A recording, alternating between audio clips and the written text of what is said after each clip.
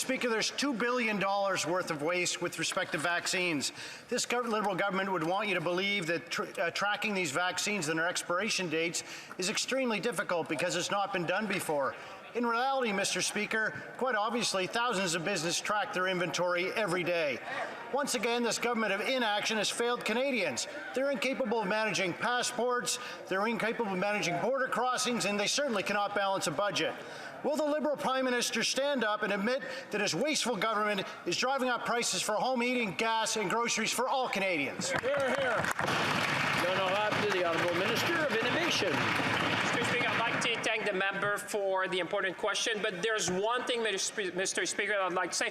There's nothing more important than protecting the health and safety of Canadians, and that's what we did as a government, Mr. Speaker. When we started in government, the fill and finish capacity at the beginning of the COVID was around 30 million doses. Thanks to the investments we have attracted in this country, Mr. Speaker, now we can produce and fill and finish more than 600 million doses in case anything would happen.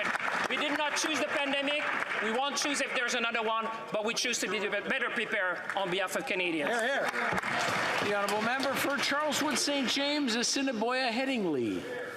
$52 billion in new inflationary spending, $500 billion in deficits in just 2 years.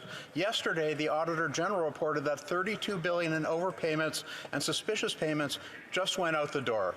The Governor of the Bank of Canada said that if Liberal spending had been less, inflation would have been lower.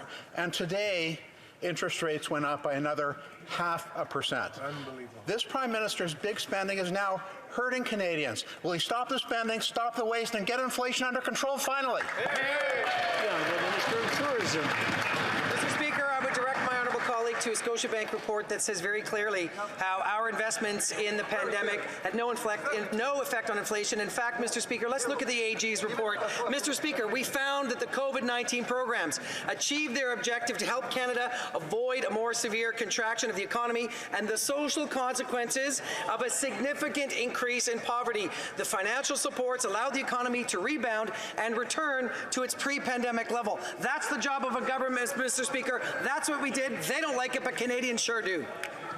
Member for Perth Wellington. Mr. Speaker, the job of the government is to make sure it's affordable for Canadians to pay for the essentials of life. It's the job of the government to make sure that the price of groceries don't rise by $1,100 next year. It's the job of a government to make sure that you're not forcing Canadians to make that choice between heating their home and eating. And yet yesterday we hear the Auditor General talk about $4.6 billion going out to ineligible recipients. Mr. Speaker, will this Liberal government stop their inflationary spending so that Canadians can afford to put gas in their tanks and food on their tables and heat their homes? The Honourable Minister for Family. Mr. Speaker, actions actually speak louder than words. And when Canadians needed us, and as they continue to need us, we have been there for Canadians.